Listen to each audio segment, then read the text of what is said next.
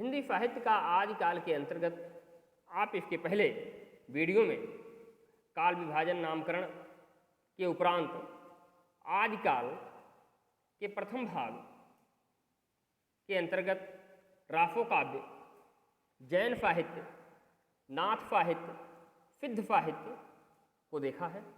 नमस्कार मित्रों, आपके अपने YouTube चैनल हिंदी ज्ञान डॉक्टर शिव कुमार वर्मा में मैं आपका स्वागत करता हूं।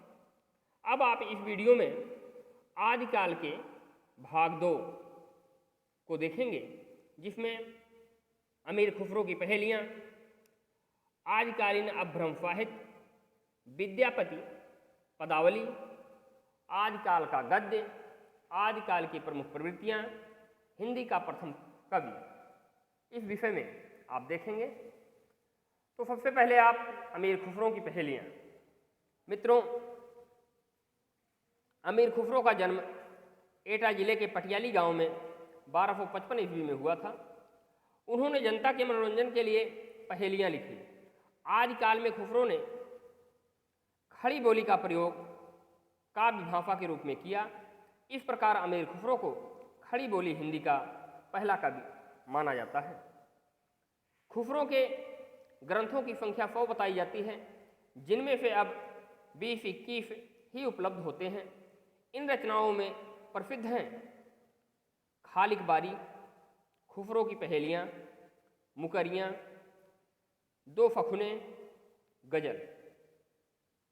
उनकी भाषा के कुछ नमूने यहाँ दिए हुए हैं, जिसे आप देखें। तरवर से एक तिरिया उतरी, उसने बहुत रिझाया, बाप का उसने नाम जो पूछा, आधा नाम बताया। एक थाल मोती से भरा, सबके सिर पर औधा धरा। तीसरा देखिए, खीर पकाई जतन से, चरखा दिया चलाए, आया कुत्ता खा गया, तू बैठी ढोल बजाए। अगला, पान फड़ा क्यों, घोड़ा अड़ा क्यों। पांचवा, वह आवे तब शादी होए, उस बिन दूजा और न कोय। छठा देखिए, मीठे लगे वाके बोल, मीठे लगे वाके बोल, क्यों सख साजन नहीं सख ढोल। अमीर खुसरो की कृति खालिद बारी एक शब्दकोश है। तुर्की, अरबी, फारसी, हिंदी भाषाओं का पर्यायवाची कोश। खुसरो प्रसिद्ध संगीतज्ञ भी थे तथा हजरत निजामुद्दीन औलिया के परम शिष्य थे। उन्होंने ही सितार और तबला का आविष्कार किया था। आदिकालीन अभ्रम साहित्य। अब आप आदिकालीन अभ्रम साहित्य देखें। संदेश राफक, जिसके रचयिता हैं अब्दुल रहमान, 12वीं सदी का उत्तरार्ध विरह काव्य है। पौमचर्यु स्वयंभू की रचना है, 8वीं सदी की है, रामकथा से संबंधित है। रिठडेमी चर्यु स्वयंभू की रचना है, यह भी 8वीं सदी की ही रचना है, कृष्ण काव्य से संबंधित है। नाग कुमार चर्यु स्वयंभू की रचना है, 8वीं सदी में यह रचना हुई। महापुराण, यह रचना पुष्पदंत की है, 10वीं सदी की रचना है। तीर्थांकरों एवं रामकृष्ण का चरित्र वर्णन किया गया है इसमें। भावशयत्य कथा धनपाल की रचना है, 10वीं सदी। बणिक पुत्र भविष्य दत्त की कथा है। उपदेश रसायन रास, यह जिनी दत्त सूर्य की रचना है, 12वीं सदी में रचना यह हुई थी। नृत्य गीत रास काव्य है। परमात्म प्रकाश जोइंदु की रचना है, 6वीं सदी, धर्म दर्शन पर लिखा गया है। योगसार जोइंदु की रचना है, 6वीं सदी, धर्म दर्शन पर यह भी लिखा गया है। पाहुण दोहा राम सिंह की रचना है, 11वीं सदी में यह रचना की गई, दार्शनिकता पर आधारित है। प्राकृत पैंगलम, यह रचना विद्याधर, जज्जल, बब्बर, एवं फारंगधर की रचनाओं का संकलन है। छंदशास्त्र, इसे छंदशास्त्र भी कहा जाता है। ढोला मारू रादूहा, ढोला मारू रादूहा कुफल लाभ की रचना है। विरह काव्य है। मित्रों, इसके बाद आप विद्यापति पदावली देखें। आदिकाल में विद्यापति जैसे श्रृंगारी कवि हुए जिन्होंने मैथिली भाषा में पदावली की रचना की। विद्यापति को मैथिल कोकिल, कवि शेखर, अभिनव जयदेव के नामों से भी जाना जाता है। विद्यापति फयो थे तथा उनकी पदावली में भक्ति एवं श्रृंगार का समन्वय दिखाई पड़ता था। भक्ति एवं श्रृंगार का समन्वय दिखाई पड़ता है।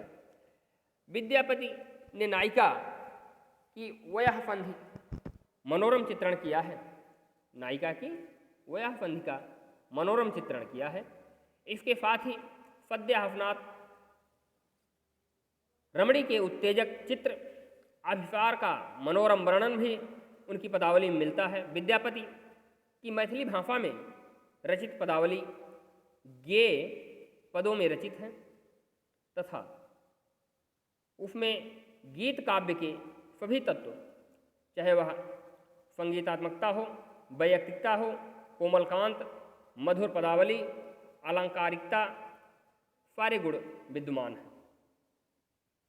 आदिकाल का गद्य, अब थोड़ा सा आदिकाल के गद्य के विषय में भी, जो कि आदिकाल से संबंधित है, इसे भी आप देखें। मैथिली हिंदी में रचित गद्य की एक अन्य पुस्तक वर्ण रत्नाकर, जिसके लेखक हैं ज्योतिश्वर ठाकुर, भी उपलब्ध होती है। हिंदी गद्य के विकास में इस पुस्तक का विशेष महत्व है। राउल बेल नामक गद्य रचना की रचयिता अरोड़ा हैं। यह एक फिलांकित कृति है। फिलांकित रचना है, माने फिलांकित मतलब होता है फिला पर लिखा हुआ। इसका रचना काल 10वीं शती है। अब आदिकाल की प्रमुख प्रवृत्तियां, आदिकाल की प्रवृत्तियां कौन कौन सी थीं, इसे हम देखते हैं। आदिकाल में लिखे गए ग्रंथों में ऐतिहासिकता का अभाव है।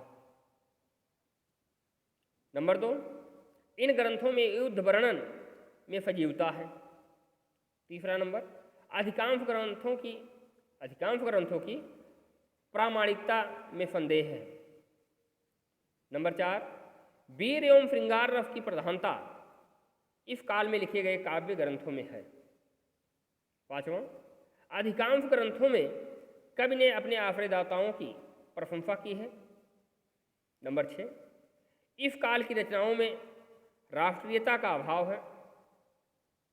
नंबर 7, अधिकांश रासो काव्यों में कल्पना की प्रचुरता है, माने कल्पना की अधिकता है। नंबर 8, विविध छंदों का प्रयोग इन रचनाओं में हुआ है। नंबर 9, डिंगल पिंगल भाषा का प्रयोग हुआ है।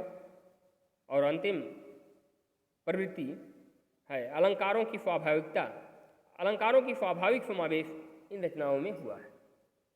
मित्रों, हिंदी का प्रथम कवि किसे माना जाए, इसमें भी थोड़ा मतभेद है, आप इसे भी देखें। नंबर 1, राहुल सांस्कृत्यायन ने 7वीं शताब्दी के कवि फरहपाद को हिंदी का पहला कवि माना है। वे 84 सिद्धों में से एक थे। फरहपाद 84 सिद्धों में से एक थे। दूसरा नंबर, डॉक्टर गणपति चंद्रगुप्त ने अपने ग्रंथ हिंदी साहित्य का मनोवैज्ञानिक इतिहास में शालिभद्र सूरि को हिंदी का प्रथम कवि स्वीकार किया है।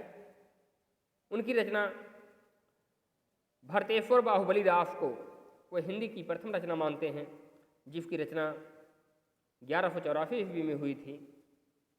तो इस प्रकार से मित्रों, यह आदिकाल का दूसरा खंड समाप्त हुआ। अब हम इसके बाद अगली वीडियो में भक्ति काल के विषय में चर्चा करेंगे।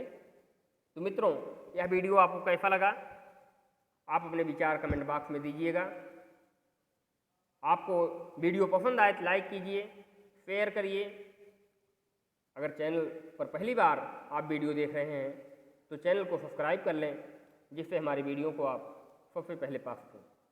धन्यवाद मित्रों।